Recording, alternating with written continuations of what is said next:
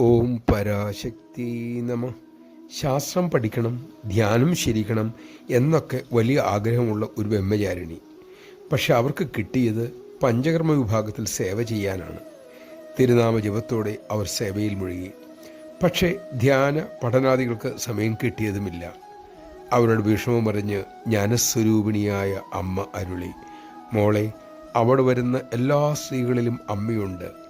അവരെയെല്ലാം അമ്മയായി കാണുക. അപ്പോൾ സേവ ചെയ്യുമ്പോഴെല്ലാം മോൾ അമ്മയെക്കുറിച്ച് ചിന്തിക്കും. അതുതന്നെയാണ് മക്കളെ ധ്യാനം. നമഃശിവായ. അമ്മയിൽ എല്ലാവരെയും, എല്ലാവരിൽ അമ്മയെയും കാണുമ്പോഴേ അമ്മയുടെ ഭക്തന്മാരായി നിങ്ങളെ അമ്മ പരിഗണിക്കൂ എന്ന് അമ്മ ഒരിക്കൽ പറഞ്ഞിട്ടുള്ളത് ഓർക്കുക.